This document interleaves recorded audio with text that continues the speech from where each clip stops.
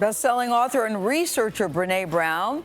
Her TED Talk, The Power of Vulnerability, has been viewed nearly, listen to this number, 60 million times. Her latest research delves into 87 emotions and experiences that she says we all have in common. She writes about all of them in her new book. It's called Atlas of the Heart, Mapping Meaningful Connection in the Language of Human Experience. Brené Brown is with us in the studio. And listen, before we get started, Brené Brown walked into the studio rapping. I mean, Sugar Hill Records. Like, you're either there. Just give the one line that you gave to us. Just I the don't mean one. to brag, I don't mean to boast, but I like hot better on my breakfast toast. Check it out.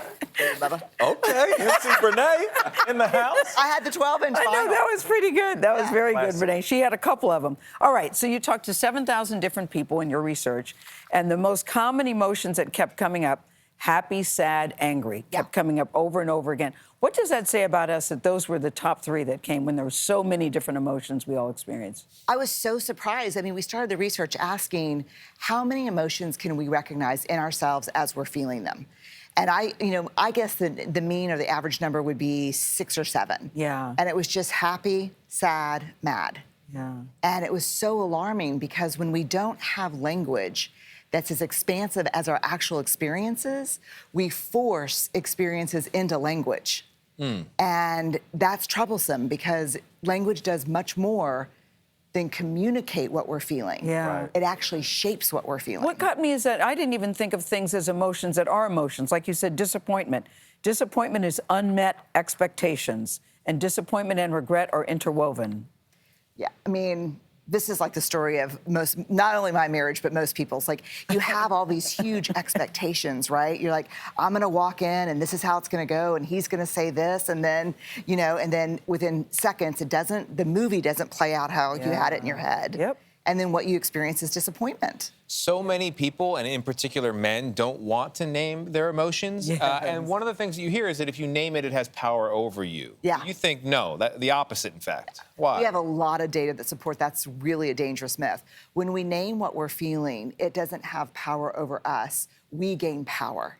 We have the ability to say, I mean, there's really strong evidence that shows the ability to accurately name and recognize emotion, we call it emotional granularity, really leads to the ability to manage it and move through it. Yeah, if I identify it, I have a better chance of managing it. That's it. Kind of explain the concept of near enemies. I think it's absolutely powerful. God, it blew me away. So it's a Buddhist concept. And like, let's take an emotion like compassion.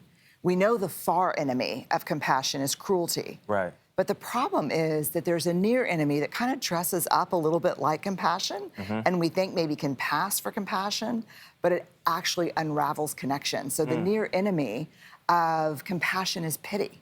So I see you struggling, and I'm like, oh, Right. you poor thing, I'm so sorry.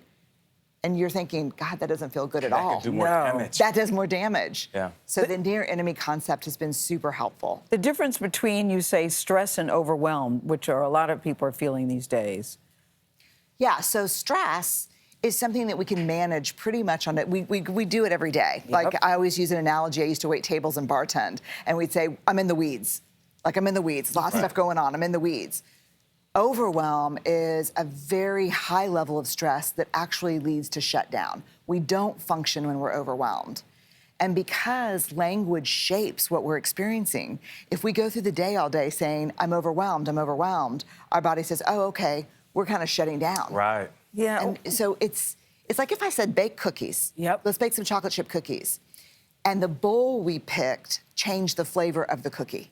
The language we use changes what we experience. Yeah. That's why you should be in tune with your Tune. emotions. Most people have 3 emotions that they can name. Read this book, you can get to 87. Brené Brown, thank you very much. That book is Atlas of the Heart. Read it. I love We'll the be title. right back. I love